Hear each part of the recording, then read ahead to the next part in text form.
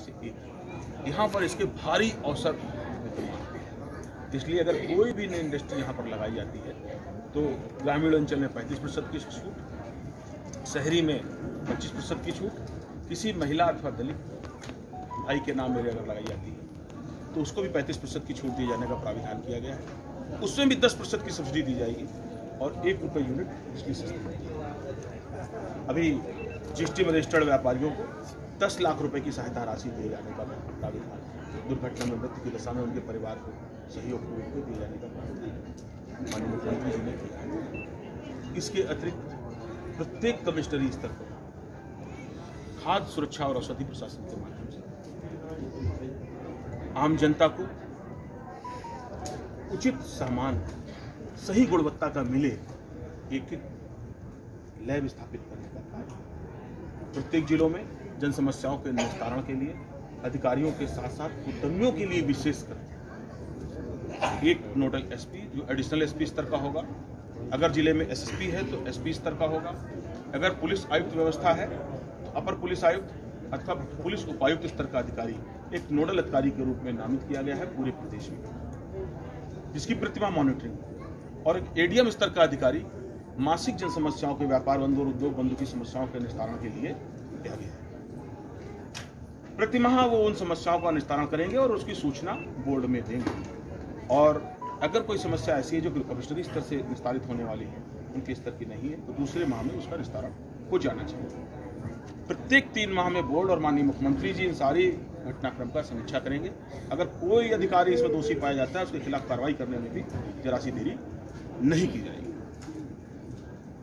इसके अतिरिक्त हमने यहाँ पर औषधियों की खेती, बागान की खेती, फूड प्रोसेसिंग की यूनिट पर 50% से 70% तक की छूट दी जाने का प्रावधान। अगर कोई क्लस्टर ग्रुप लगाना चाहता है, कई इंडस्ट्रीज मिलकर लगाना चाहते हैं, अगर वो अपनी जमीन खरीद लेते हैं तो उसके अंदर का विकास कार्य पूरी तरह से प्रदेश सरकार के द्वारा किया जाएगा और क्लस्टर में 70% की छूट दी जाएगी। और यदि वो उत्पाद अभी तक उस पर हमारा देश चाइना से पर आश्रित, अगर ऐसा कोई उत्पाद बनने जा रहा है, उसका उत्पादन करने जा रहे हैं, उसमें 70 से 90% तक की सब्सिडी विभिन्न चरणों में दिए जाने का प्राविधान किया गया है। और इसमें प्रति माह अभी 31 मार्च तक जितने भी आवेदन इसमें आ जाएंगे, 2 माह के अंदर 100% इनको दिए जाएंगे। ग्रामीण और फेरी घुमंतु दुकानदारों के लिए 10,000 रुपए की सहायता राशि, जिनको मासिक किस्तों में 1 वर्ष के अंदर उनको वापस करना है, और अगर वो 1 वर्ष की समय सीमा के अंदर उसको वापस कर देते हैं तो 1 लाख रुपए तक की धनराशि अगले वित्तीय वर्ष में उनको दी जाएगी, जिस पर मात्र 4% जाएगी। दिव्यांगजनों के लिए बिना किसी ब्याज के 10,000 रुपए की धनराशि उनके सम्मान पूर्वक जीवन जीने के लिए दी जा रही है। ऐसी सोच हमारे आदरणीय मुख्यमंत्री जी की है, और उसमें से भी 25% धनराशि सरकार उनको अनुदान के रूप में दे रही है। मात्र 75% धनराशि उनको साधारण किस्तों में, वो भी 20 से लेकर के 36 किस्तों में वो वापस कर सकते हैं, उन पर कोई भी ब्याज दे नहीं है। एक आम आदमी, एक समाज का व्यक्ति एक साथ समाज की मुख्य धारा में रहे, इस सोच के साथ अम्बेडकर नगर जनपद का भरपूर विकास हो, इसके लिए माननीय मुख्यमंत्री जी, उत्तर प्रदेश सरकार और हमारा भारतीय जनता पार्टी संगठन दिन रात कार्य कर रहा है।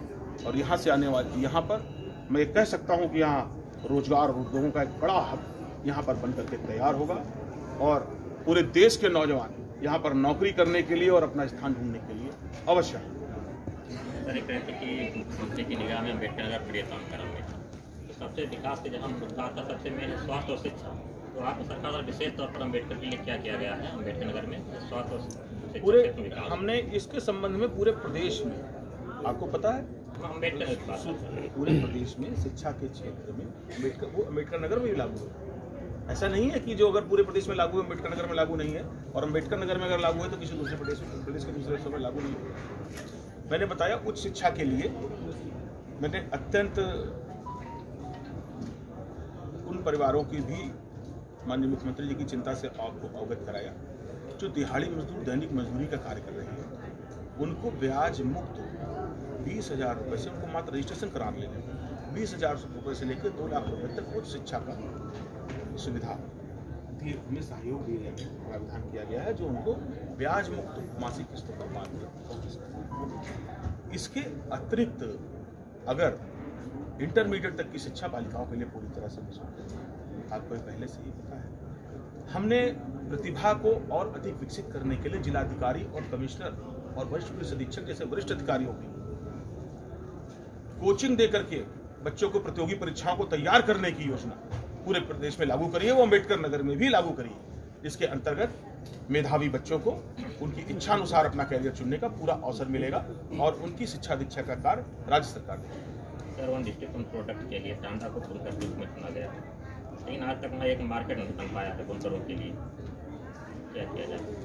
वन डिस्ट्रिक्ट वन प्रोडक्ट के अंदर बुनकरों के लिए टाडा का चिन्हीकरण किया गया है। उसी के लिए ओडीओपी के अंतर्गत यहाँ पर योजनाओं का समावेश हुआ है। उसी में 70% तक की धनराशि सब्सिडी के रूप में जितने भी आवेदन आएंगे उनको 100% निस्तारण करने के निर्देश दिए गए। अगर कितने भी आवेदन हो, GMDIC को मैंने बुलाया हुआ है, अभी अगली मेरी प्रशासनिक बैठक है, जितने भी आवेदन है कोरोना काल में कुछ समय के लिए पूरे प्रदेश में ही सारी योजनाएं, क्योंकि आप और हम सभी, आप भी वर्क फ्रॉम होम कर रहे थे, आप को भी जब मैं इंटरव्यू देना होता था तो मुझे मेल से भेजना पड़ता था, माननीय मुख्यमंत्री जी को मेल से भेजना पड़ता। तो कोरोना काल के कारण जीवन का जो संकट था, उसके बाद में आज हम अपनी स्वदेशी वैक्सीन के दम पर, अपने प्रधानमंत्री की इच्छा शक्ति पर और भारत के लोगों की अपनी प्रबल इच्छा शक्ति के दम पर फिर से पुनः उठ पे खड़े हुए और हमें कह सकते हैं प्रदेश की और देश की अर्थव्यवस्था में प्रदेश का और प्रदेश की अर्थव्यवस्था में अम्बेडकर नगर का विशेष योगदान होने वाला है। सर, जानवरों द्वारा